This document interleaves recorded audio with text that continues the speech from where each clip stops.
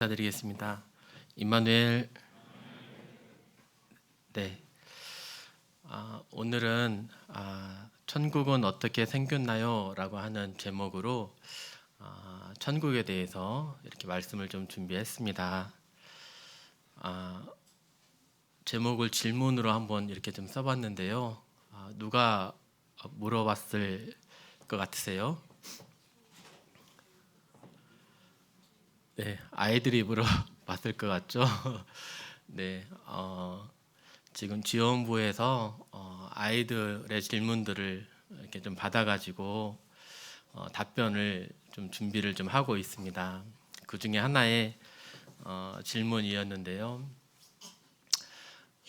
참 아이들의 질문에 답변해 주는 것 참 중요하다는 것을 좀 배워가지고 답변을 준비하고 있는 도중에 이렇게 말씀을 이렇게 좀 준비를 좀 해봤습니다. 그래서 오늘은 천국에 대해서 이렇게 말씀을 좀 준비했습니다.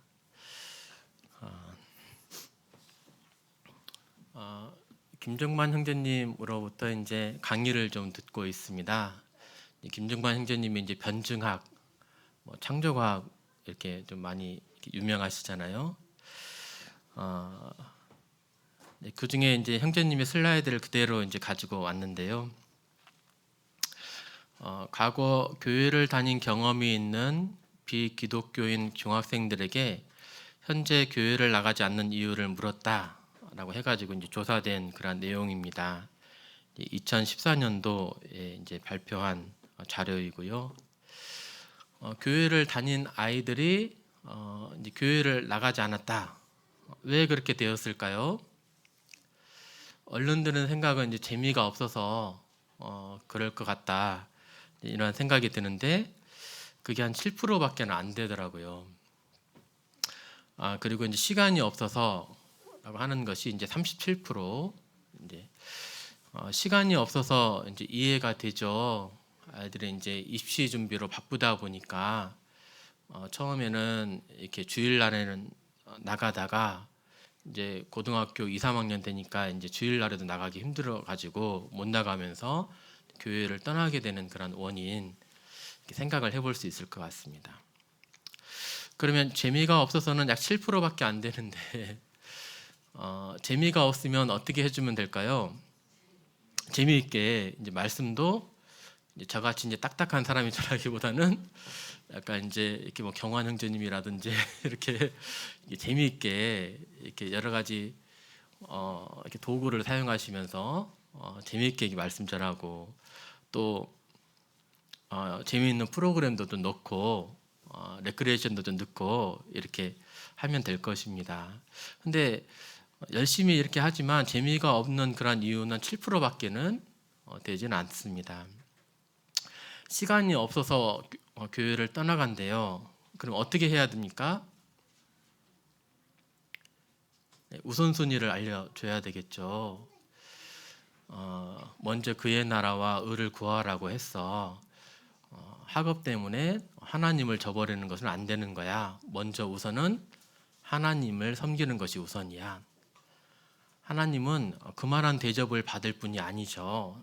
공부 때문에 등한시 여긴다는 것은 하나님을 경멸히 여기는 행위야. 합당한 행위가 아니야 라고 하면서 우선순위를 이렇게 알려줘야 될 것입니다. 근데 또 많은 큰 이유 중에 하나가 무엇이냐면 믿어지지 않아서랍니다. 어떤 이제 말씀을 이렇게 배웠는데 잘 믿어지지 않아서 여기에 대한 적절한 답변을 이렇게 듣지 못하게 될 때 성경을 믿지 못하게 되고 그러면서 교회를 이렇게 떠나간다고 이렇게 합니다. 어떠한 이제 성경을 읽다가 궁금증이 들 때 이것이 잘못이 아니죠. 예, 저희도 그렇지 않습니까? 읽다가 말씀을 듣다가 어떤 이제 의문점이 생기게 될 때 이때 이제 우리 뭐 장로님들께 물어본다든지 앞선 형제님들께 물어보면서 저도 이제 이렇게 배우고 있는데요. 이런 게 궁금한 것이 생기는 것이 잘못이 아니다.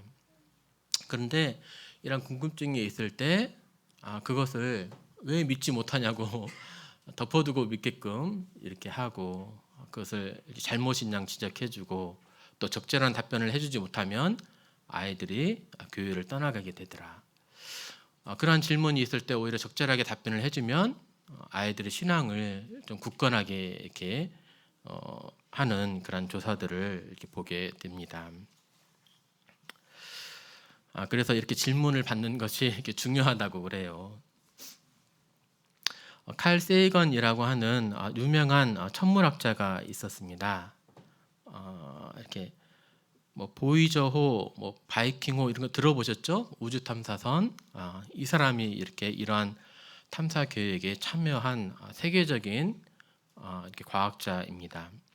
원래는 이렇게 교회를 다녔었어요, 주일학교 때. 그런데 이제 궁금증이 이제 들었던 거죠. 가인은 어디에서 아내를 얻었는가? 이렇게 궁금증이 들었는데, 이걸 이제 교회학교 선생님에게 물어봐도 적절하게 답변을 못 해주고, 답변을 못 해줄 뿐만 아니라 믿음 없는 아이라고 이렇게 또 책망도 이렇게 해주면서, 성경은 내가 궁금해하는 그런 답변을 대답을 못 해주는구나 라고 이제 이렇게 생각하면서 성경을 믿을 수 없는 책이다 하면서 이제 교회를 떠나간 그런 사람이 되겠습니다. 그래서 이제 유명한 이제 무신론자가 이렇게 되었죠. 이때 이러한 질문을 이렇게 받았을 때 적절한 대답을 해줬다면 아마 이 사람이 교회를 떠나가지 않고 오히려 믿음의 굳건히 서서 또 교회와 주님을 위해서 아마 헌신했을지도 모르는 그런 사람입니다. 네, 성도님들은 가인은 어디에서 아내를 얻었을까? 대답 알고 계십니까? 어디에서 아내를 얻었을까요? 네. 예. 가인이 이제 아담의 첫째 아이잖아요. 이제 아담이 가인과 아벨과 셋만 낳은 거 아니거든요. 여러 이제 자녀들을 낳았습니다. 그 중에서 이제 아내를 얻어서 이제 이렇게 결혼을 하고 자녀를 얻었겠죠. 아담과 하와는 성년으로 만들어졌어요. 처음 창조될 때부터, 지음을 받을 때부터 성년으로 이렇게 지어졌습니다. 성인으로. 그래서 생육하고 번성하여 땅에 충만하라는 명령을 받았기 때문에 아담이 1살이 되던 때에 또는 2살이 되던 때에 뭐죠? 자녀를 낳았을 거예요. 1~2살 때에 지나서. 그러면 가인이 많이 컸을 때에 뭡니까? 계속해서 이제 자녀를 이제 낳았던 거죠. 대표적인 인물이 가인과 아벨일 뿐 성경은 모든 자녀들을 다 기록하고 있는 것이 아니거든요. 셋을 낳았을 때가 130세, 아담이 130세였습니다. 그 어간쯤 해가지고 가인이 결혼을 이제 하게 되거든요. 그러니까 그 이전에 많은 자녀들이 있었을 것임을 충분히 생각을 해볼 수가 있습니다. 플러 신학교의 발표에 따르면 많은 10대가 고등학교 졸업과 동시에 하나님도 졸업한다 라고 이렇게 합니다. 그러나 해당 연구자들은 젊은이들이 기독교 신앙을 유지하는 데 가장 큰 도움을 준 요인도 발견했다. 그것이 무엇일까? 더 많은 기도, 더 많은 성경 공부, 그런 것들도 중요하지만 놀랍게도 가장 중요한 요인은 따로 있었다. 집을 떠나기 전에 여러 가지 의심과 질문을 놓고 고민할 안전한 장소가 있었는지의 여부였다. 연구자들은 다음과 같은 결론을 내렸다. 고등학교 시절에 의심을 표현할 기회가 있었던 학생일수록 영적, 신앙적으로 더욱 성숙했다. 는 거죠. 신앙을 아이들로 하여금 견고하게 해줄 수 있는 그런 요인이 뭐냐?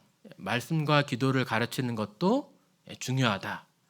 한 가지 더 하자면 어떤 의문이 생겼을 때에 그 의문에 대한 적절한 답변을 해주게 될 때에 아이들이 신앙이 더 견고해지게 되더라. 그러한 답변을 적절한 답변을 못 받게 되면은 성경에 대한 의심이 싹트게 되고 여기서 더 많은 떠나게 된다는 그런 추정을 이렇게 해볼 수가 있습니다.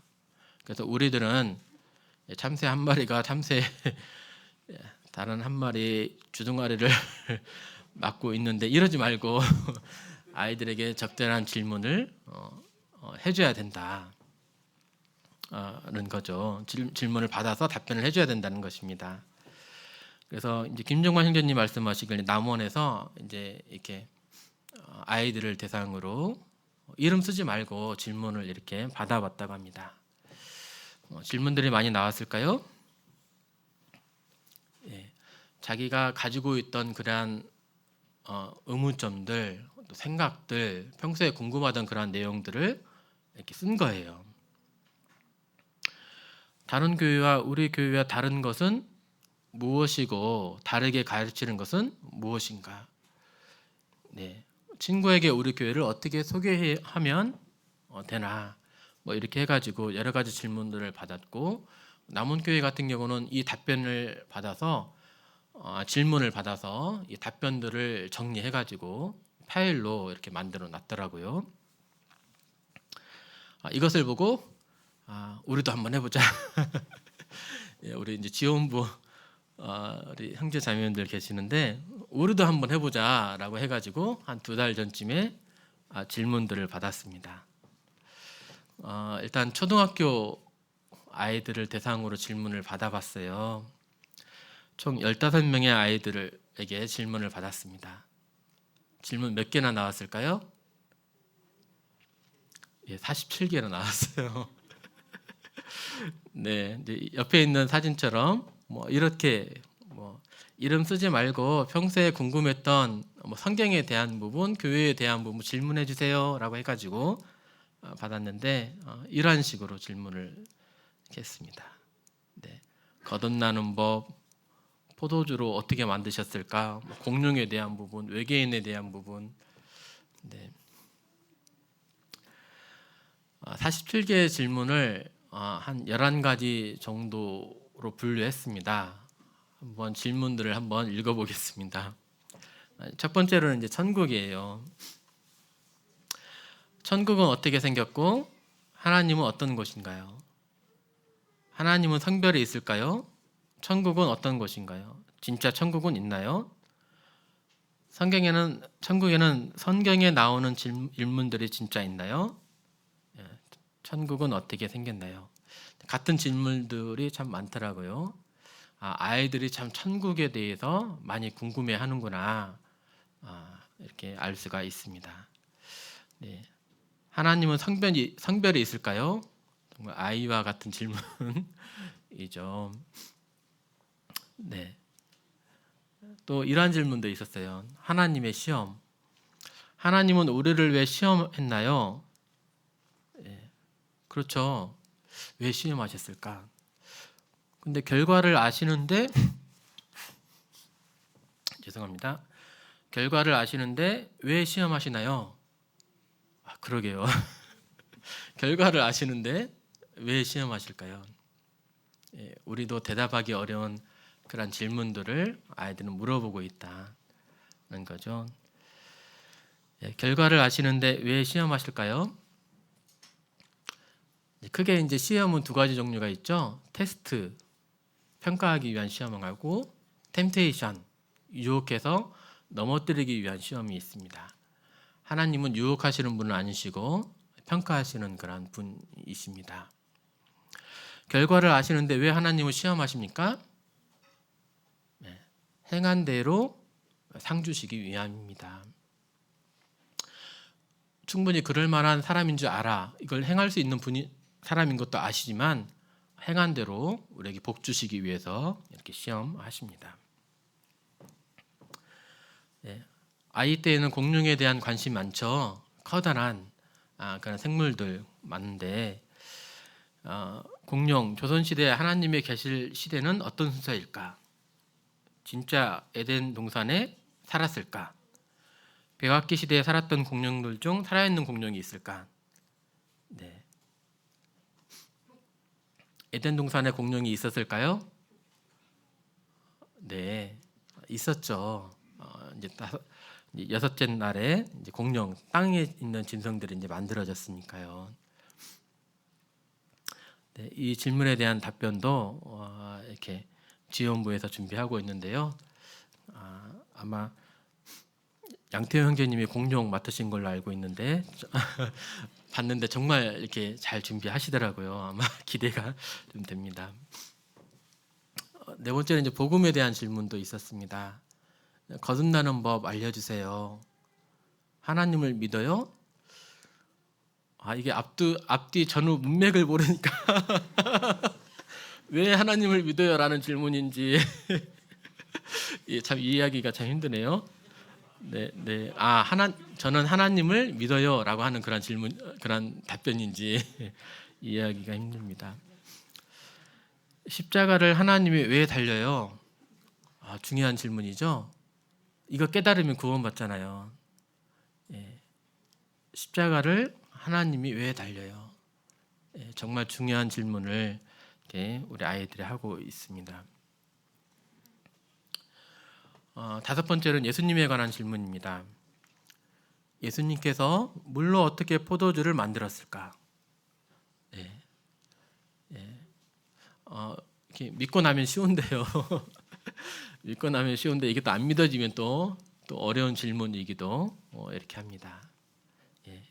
창조주이셔서 물로 포도주도 만드실 뿐만 아니라 아무것도 없는 상태에서 말씀으로도 이 세상을 창조하신 그런 분이시죠. 예수님은 옛날에 이런 세상이 되는지 알았나요? 예수님은 언제 오시나요?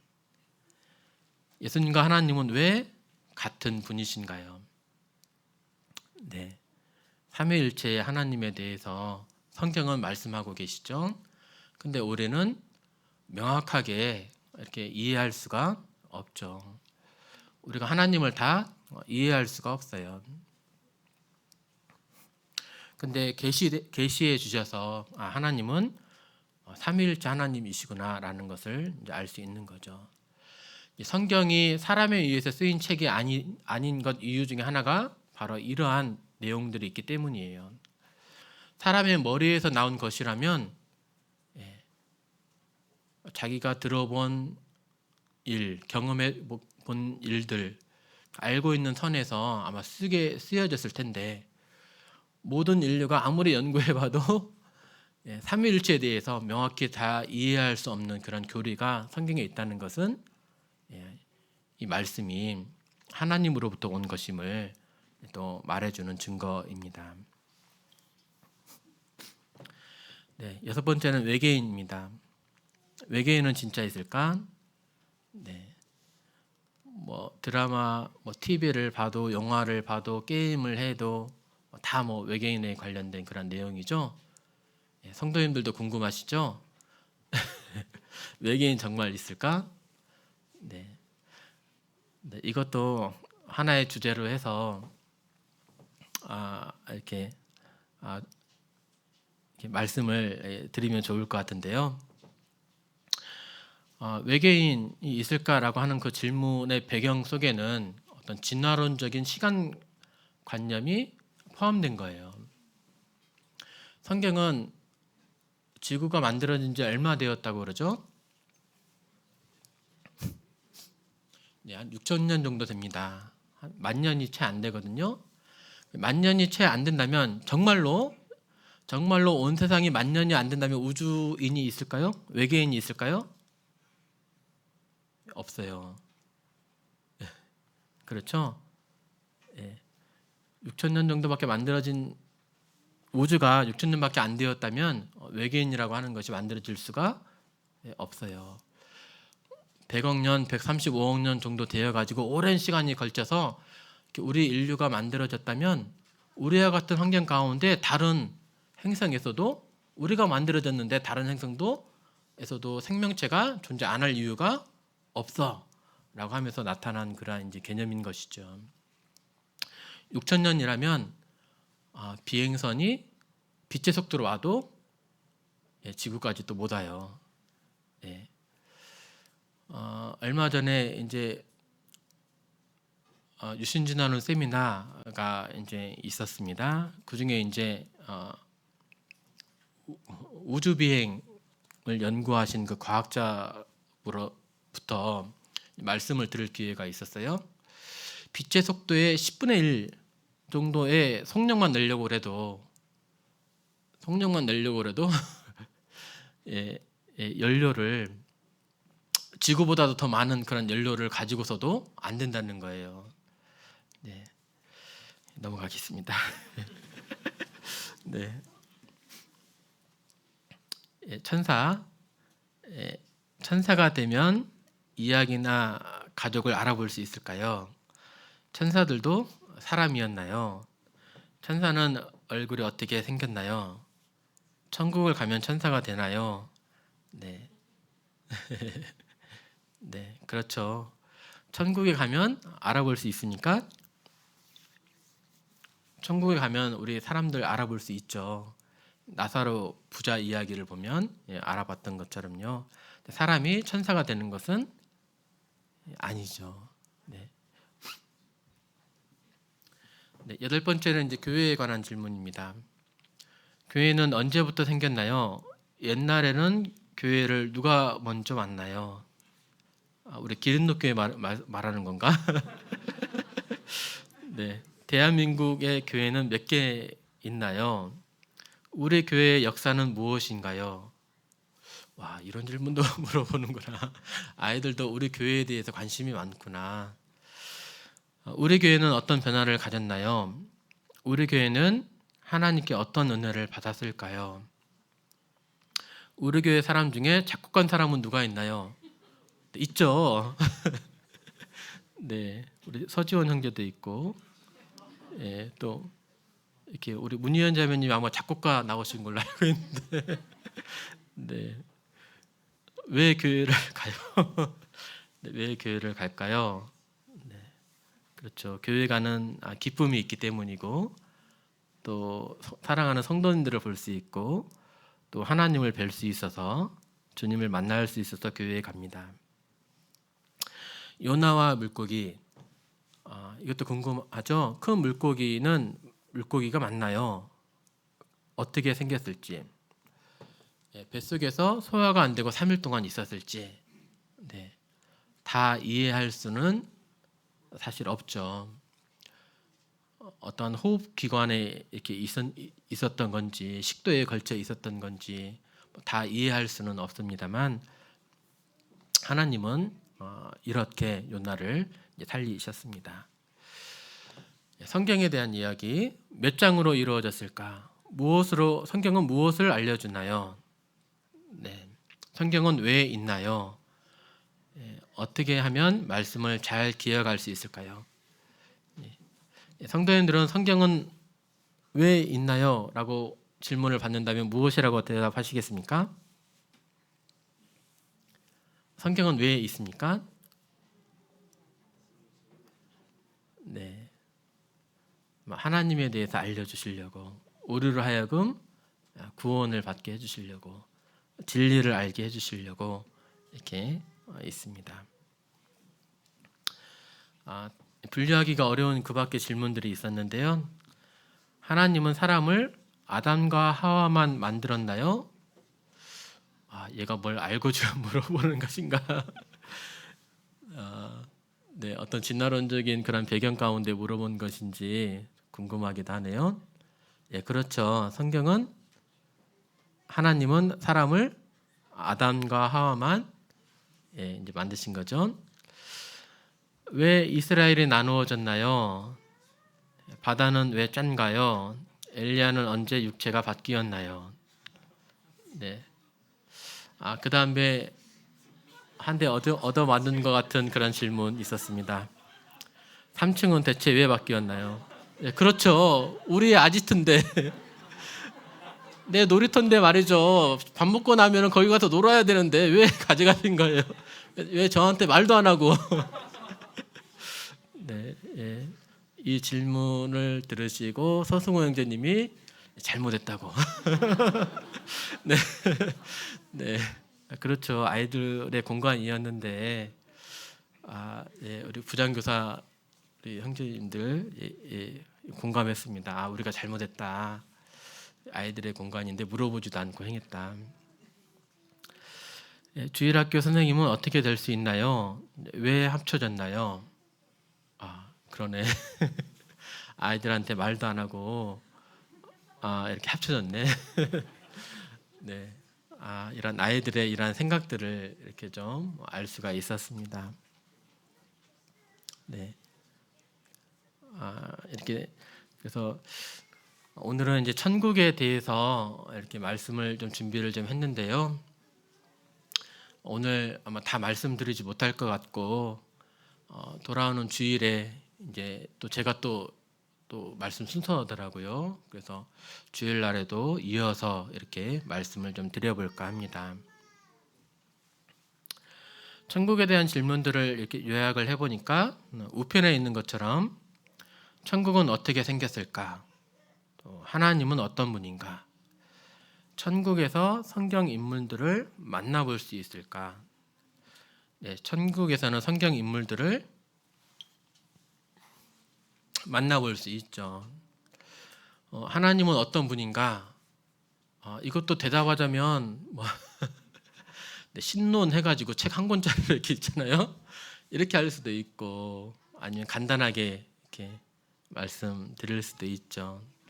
하나님은 어떤 분이십니까? 전지전능하시고 또 우리를 사랑하시고 또 하나님은 빛이시고 또 거룩하시고 우주 만물을 창조하신 분이시고 또 주관하시는 분, 또 필요를 공급해 주시는 분, 지탱하시는 분으로 이렇게 말할 수 있겠습니다. 천국은 어떻게 생겼나요? 여기에 대한 이제 대답을 이제 준비를 해보는데요. 참 쉽지가 않더라고요. 성도님들도 한번 가만히 생각해 보십시오. 천국은 어떻게 생겼습니까? 요한계시록 21장, 22장에 나오는 그런 새하늘과 새 땅, 새 예루살렘, 이렇게 생명수 강이 흐르고 생명나무가 있고 막 온갖 보석이 있고 그런 정도는 아는데 사실 자세하게 이렇게 잘 모르겠더라고요. 천국에 대해서.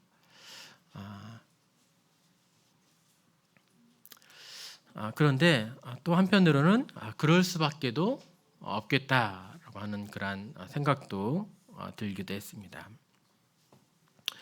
우리가 천국을 정확하게 아는 것이 가능할까? 네. 그 광대한 우주조차도 우리는 다 가늠해 볼 수가 없잖아요. 우주와 천국을 비교해 놓고 본다면 어떤 것이 더 크고 중하겠습니까? 보이는 것, 보이지 않는 것. 네, 보이지 않는 그 천국, 하나님이 계시는 그 천국이 훨씬 더 크고 더 중하겠죠. 우주조차도 가늠해 볼 수 없는데 천국을 가늠해 본다는 것 참 쉽지 않은 일일 것입니다. 그럼에도 불구하고 천국에 다녀온 분들이 자칭 천국을 다녀온 분들이 계세요. 네, 임사 체험 해가지고 내가 천국에 다녀왔다라고 하면서 천국은 이러이러하고 하나님과 예수님은 이러한 분이시다 말한 사람들이 있는데 이게 정말 사실일까?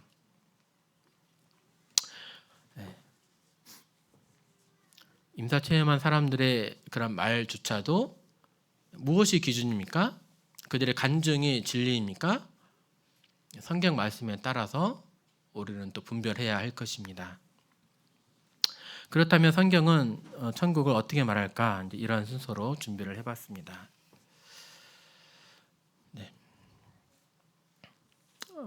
얼마 전에 이제 누리호 이런 이제 우리도 이제 우주 로켓을 이제 쏘아 올렸죠. 인류가 이제 최초로 쏘아 올린 것이 1957년도 스푸트니크 1호였다고 합니다.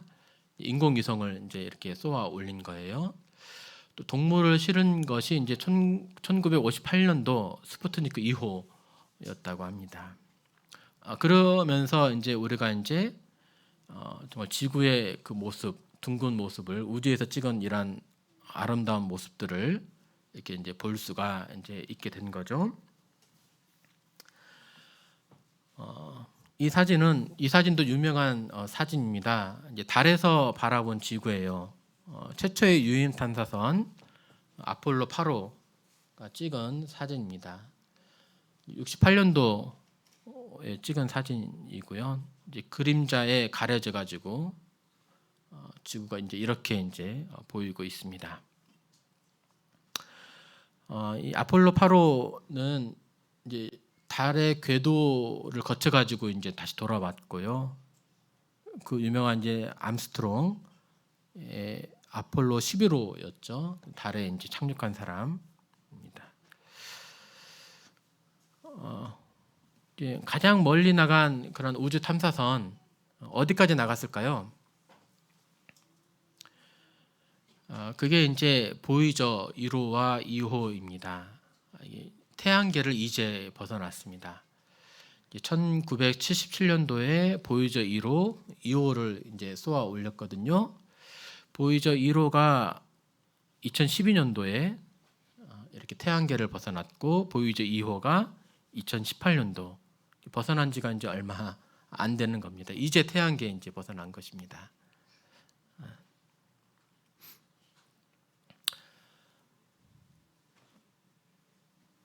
화면에 혹시 파란색 점 보이십니까? 파란색 보이시죠? 이거 말고 여기에 있는 하얀색 점 보입니까? 네, 이게 이제 지구랍니다.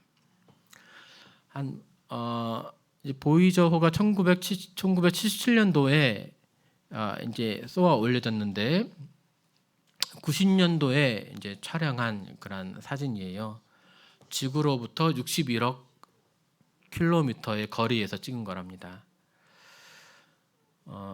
그러니까 한 목성 정도의 거리인 거예요. 지구에서 목성 정도, 목성에서 지구를 바라보면 이렇게 보일까 말까 한 그런 점, 하얀색 점 이렇게 보인답니다. 실제 사진이에요. 보이저 1호가 찍은 사진. 아까 처음에 말씀드렸던 칼 세이건이라는 과학자가 이러한 이제 화상팀을 맡았대요. 그래서 이제 칼 세이건이 명령해서 보이저호가 앞으로 가고 있는데 카메라를 뒤로 돌려가지고 지구를 이제 찍어가지고 이제 보낸 이제 사진입니다. 목성에서도 지구가 이렇게 점밖에 안 보이는 거예요. 태양계가 정말 어마어마한 것임을 알 수 있죠. 이 지구 안에 우리 대한민국도 이 점 안에 대한민국도 있고 전주도 있고 우리 예배당도 있고 저도 있고요. 성도님들도 이 안에 다 계신다는 것입니다. 이 칼 세이건이라는 과학자는 지구는 광활한 우주에 떠 있는 보잘것없는 존재에 불과함을 사람들에게 가르쳐 주고 싶었다. 이 사진을 보면 정말 말 그대로 우리는 정말 지극히 작은 존재, 정말 보잘것없는 그런 존재 맞구나. 정말 먼지만큼도 안 되네 하는 그런 이제 생각을 해보게 됩니다. 참 그런데 이러한 나를 위해서 정말 하나도 안 보이잖아요. 하나도 안 보이는 나를 하나님께서 사랑하셨다는 것 자체가 참 기적이 아닐 수가 없습니다. 1990년도에 이제 찍은 사진을 이제 30주년 기념해서 2020년도에 디지털로 리마스터한 사진이라고 합니다. 이제 여기 보이시죠? 이게 이제 이 지구가 이제 목성 근처에서 찍은 목성의 거리만큼에서 찍은 그런 사진이 되겠습니다. 근데 우주가 태양계만 있는 거 아니잖아요. 네, 우리의 은하라고 하는 거죠. 우리가 여기쯤 있대요. 우리의 은하가 아까 본 것처럼 정말로 이렇게 큰 거, 정말로 이렇게 커다란 공처럼 생긴 거 아니죠. 아니죠. 목성에서도 오히려 지구는 먼지만큼도 안 되는데 이 은하계에서 지구는 정말로 정말로 작은 점에 불과하죠. 근데 우리 은하에 태양계가 몇 개가 있다고요? 1000억 개의 태양계가 있답니다. 지구는 태양계에서도 그 먼지만한 점이었는데 우리 은하는 이러한 태양계가 1000억 개나 된다는 거죠. 과학자들이 생각하는 그 우주에는 이러한 은하가 몇 개가 또 있을까요? 이러한 은하가 이게 보이는 이 점들이 다 하나하나가 다 은하랍니다. 이 조그마한 점들 하나하나에 또 1000억 개의 태양계가 이 안에 또 있는 거예요. 이 우주를 하나님이 만드신 거죠. 공간을, 이 별들을 몇째 날에 만드셨습니까?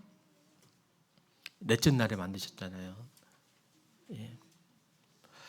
참 하나님의 광대하심을 찬양하지 않을 수가 없습니다. 너희는 눈을 높이 들고 보아라. 누가 이것들을 창조하였느냐. 눈을 들어서 별들을 바라보면서 하나님의 위대하심을, 광대하심을 찬양하지 않을 수가 없습니다. 또 고린도전서 2장 9절에 이러한 말씀이 있네요. 같이 한번 읽어보실까요? 시작. 기록된 바 하나님이 자기를 사랑하는 자들을 위하여 예비하신 모든 것은 눈으로 보지 못하고 귀로도 듣지 못하고 사람의 마음으로도 생각지 못하였다 함과 같으니라. 하나님이 사랑하는 자들을 위해서 예비하신 것, 이렇게 눈으로 보지 못하고 또 들을 수도 없고 마음으로 생각할지도 못했대요. 우주가 이렇게 큰지는 사실 겨우 가늠해 본 것이죠. 실제로 얼마나 될지 몰라요. 과학자들이 지금 이 지구에서 관찰하면서 알고 밝혀진 그런 사실들이거든요. 이 지구라는 조그만 극히 작은 땅덩어리 위에서 또는 이제 만원경을 이제 쏘아 올려가지고 지구에서 얼마 안 되는 그런 거리에서 이제 이 어마어마한 지구를 관찰하면서 얻어낸 그런 지식이 금방 말씀드린 내용들이었습니다. 하나님이 우리가 거할 수 있도록 만드신 이 공간인 이 우주, 또 살 수 있도록 만드신 이 지구, 하나님이 이렇게 예비하신 것은 우리가 다 가늠해 볼 수 없죠. 다 이해할 수 다 없죠. 이것만이겠습니까? 하나님이 정말로 예비하신 것, 이 말씀에서 말하고자 하는 그 바는 바로 이제 십자가 그 사랑을 또 말하고 있다고 또 보여집니다. 우리를 사랑하셔서 우리를 위해서 예비해 주신 그 십자가 사랑은 그 누구도 또 생각해 볼 수 없는 것이었죠. 근데 또 하나님이 또 예비하신 것이 또 있어요. 무엇을 예비하고 계실까요?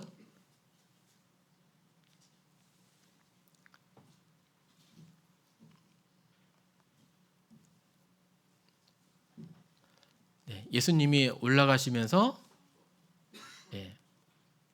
내가 거처를 예비하러 가노니라고 이렇게 말씀하셨잖아요. 거처를 예비하면 어떻다고요? 내가 다시 와서 요한복음 14장 말씀인데 한번 찾아볼까요?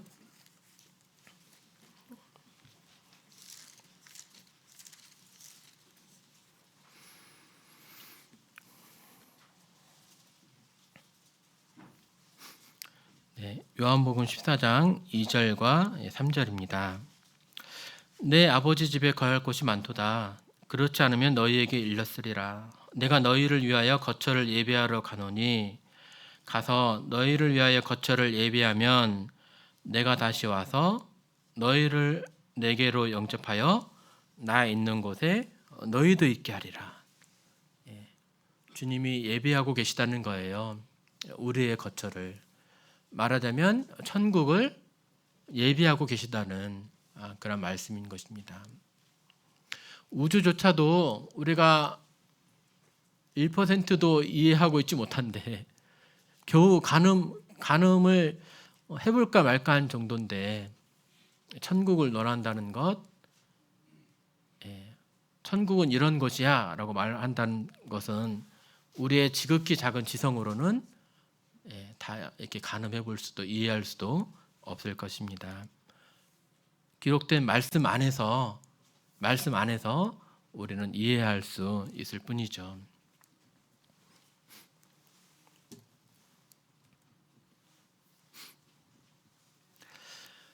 그런데 이제 천국에 대해서 말하는 그런 사람들이 있습니다. 네, 많은 임사 체험자들이 이제 천국을 말하고 있습니다. 임사 체험자들을 이렇게 얘기 좀 가끔 들어보셨죠? 복음 집회 때에도 이렇게 가끔 말씀을 하시고 합니다. 네, 이들이 말하는 바 중에서 이제 영혼이 있다는 것, 사후 세계가 있다는 것은 이제 맞죠. 하지만 세세한 그런 내용들은 말씀으로 분별을 해봐야 할 것입니다. 교통사고로 인해서 임사 체험을 한 남성이 본 사후 세계 궁금하죠? 사후 세계 좀 어떨지. 부처님과 함께한 지옥 여행기 막 해가지고 네 궁금하잖아요. 나는 천국을 보았다. 하버드 신경외과 의사님이세요. 이분이 신경외과 의사인데 자신이 7일 동안 뇌사가 된 거예요. 그래서 경험한 그런 내용들을 이렇게 책으로 써서 또 베스트셀러가 이렇게 되었습니다. 어떻습니까? 호기심이 들잖아요. 근데 이러한 내용들을 있는 그대로 받아들이는 것이 합당할까요? 아니에요.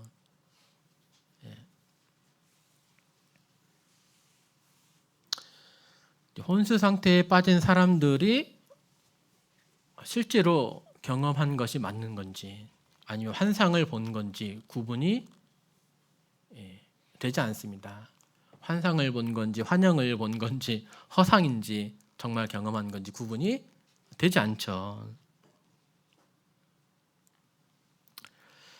존 메가더 목사님은 말하기를 임사체험담은 사후세계에 관해 월등한 지식을 지니고 있다고 주장하지만 그들의 지식은 성경이 아니라 환상이나 환영, 유체 이탈을 비롯한 접신과 같은 점술 행위에 바탕을 둔다. 이것도 하나의 이제 접신 행위와도 연관되어져 있다라고 이제 이렇게 말했는데 성도님들도 이런 얘기를 들었을 때 너무 호기심 어린 눈으로 바라보지 마시고 우리에겐 진리가 있잖아요. 이 말씀을 또 굳건히 또 붙들어야 할 것입니다. 하나님이 말씀해 주신 것, 우리에게 보여주신 것, 계시해 주신 것은 이 말씀이 다인 거예요. 어떤 새로운 계시를 보여주시지 않습니다. 이 기록된 말씀에 더하거나 빼거나 하지 말라고 그랬어요. 그래서 우리는 이러한 일에 속지 말아야 할 것입니다. 사랑하는 자들아 영이 다 믿지 말고 오직 영들이 하나님께 속하였나 분별하라. 많은 거짓 선지자가 세상에 나왔습니다. 사단도 이러한 일들을 통해서 이제 사후 세계를 경험했다고 하는 그런 사람들 통해서 이러한 이제 거짓 일들을 세상에 이제 퍼뜨릴 수 있으니까요. 감추어진 일은 우리 하나님께 여호와께 속하였거니와 나타난 일은 영원히 우리와 우리 자손에게 속하였나니. 맞아요. 성경이 이러한 사후 세계에 관해서 모든 것을 다 말해주지 않아요. 근데 그 감추어진 일은 하나님께 속한 것이에요. 그래서 기록된 말씀 밖에 넘어가지 않도록 우리는 또 주의해야 할 것입니다. 정말 참 진리는 말씀을 통해서만이, 말씀 안에서만이 우리는 발견할 수가 있습니다. 하나님을 뵙는다는 것, 어떤 이제 사후 세계를 체험해서 천국에 갔다 온 사람들의 이야기를 보면 어떤 놀랍고 즐겁고 기쁘고 뭐 이러한, 또는 뭐 일상적인 그러한 여기서의 삶과 비슷하게 일상적인 생활을 하는 그런 모습들 이렇게 나오는데요. 성경에서 말하는 천국도 정말 그러할 것인가? 근데 그러한 것이 아니라는 얘기죠. 밝은 빛 가운데 푸른 초장 속에서 반가운 사람을 만나서 포옹하는 것, 언뜻 보면 우리가 천국에 갔을 때 이렇게 생각하기가 쉽지만 하나님을 뵙는다는 것, 천국을 본다는 것은 사실은 이렇게 가벼운 일이 아닙니다. 선지자로서 또 사도로서 주님을 뵌 분들이 있습니다.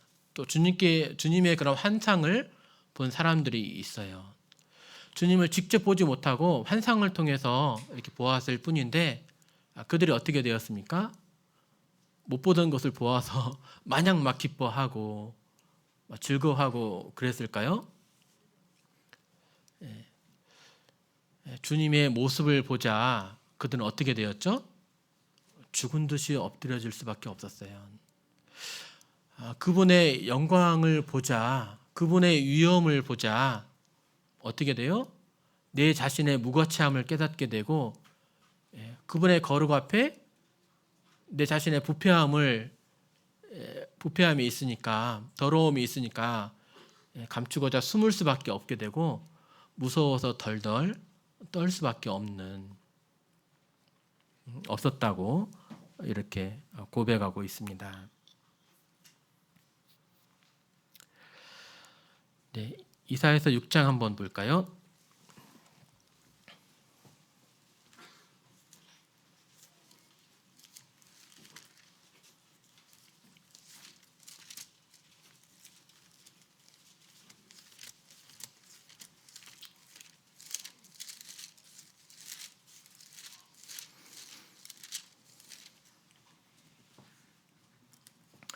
이사야서 6장 1절입니다.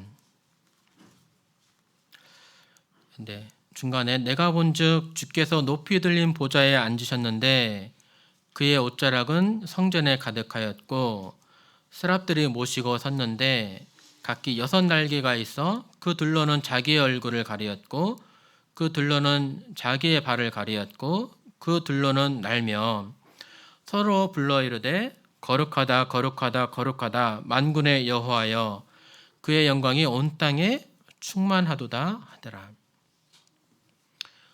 천사들, 스랍들이 이 보좌 앞에서 날면서 하나님을 이렇게 찬양하고 있습니다. 근데 하나님의 얼굴을 대면해서 볼 수가 없었어요. 그 얼굴을 가리었어요. 그리고 자신의 발도 가렸어요. 하나님의 위엄 앞에, 거룩함 앞에 이러한 능력 많은 천사들조차도 위엄에 이렇게 압도되는 것이죠. 그때 이사야가 어떻게 됩니까? 5절에서 그때 내가 말하되 화로다 나여 망하게 되었도다. 나는 입술이 부정한 사람이요 나는 입술이 부정한 백성 중에 거주하면서 만군의 여호와이신 왕을 배웠음이로다 하였더라. 주님을 뵙는다는 것은 지극히 큰 영광을 본다는 것, 사실 이러한 두려움에 압도당하게 될 것입니다.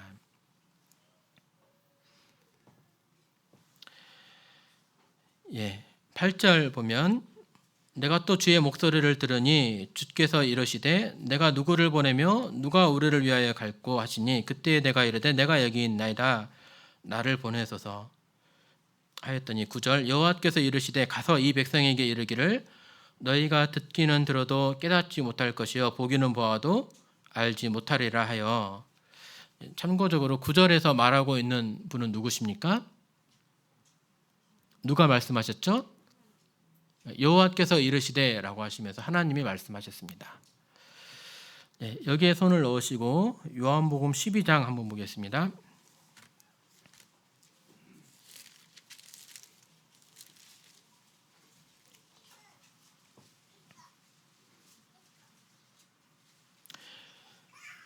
네, 12장 이제 39절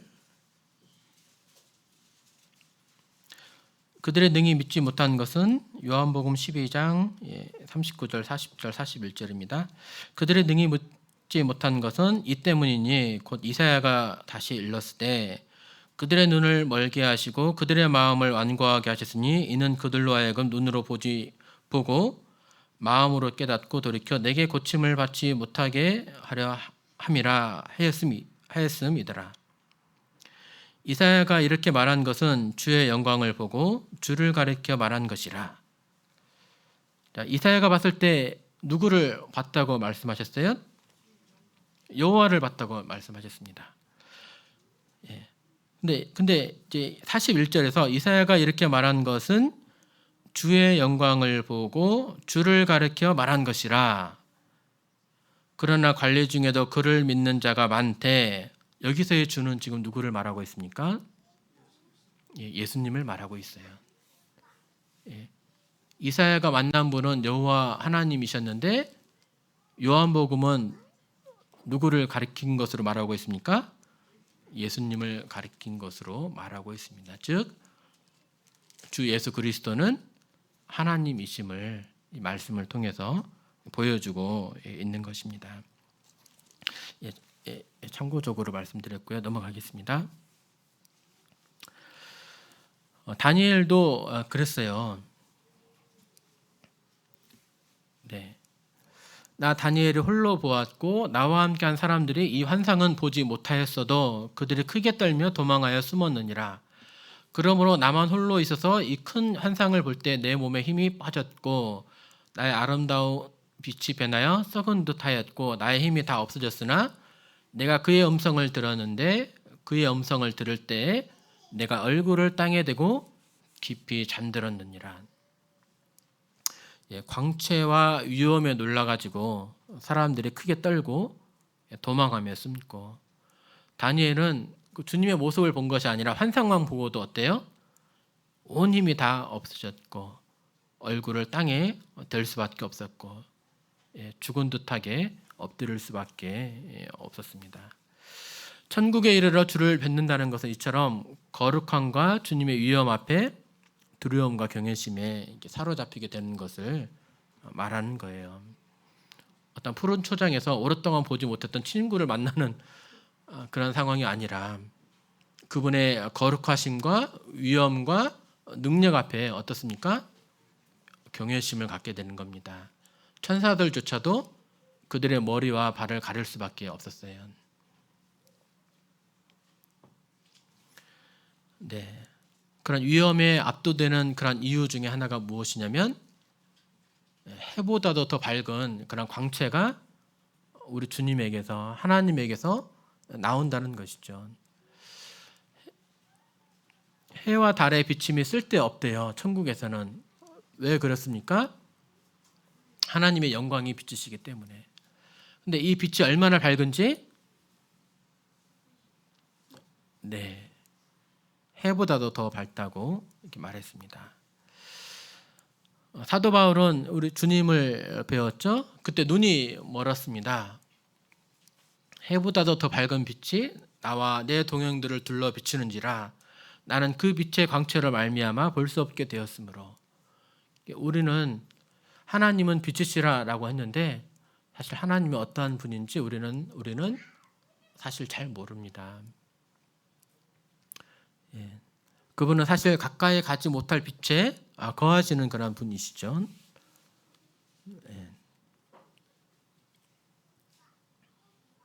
그분은 이렇게 해보다도 더 밝은 빛 가운데 거하시는 그런 분이십니다.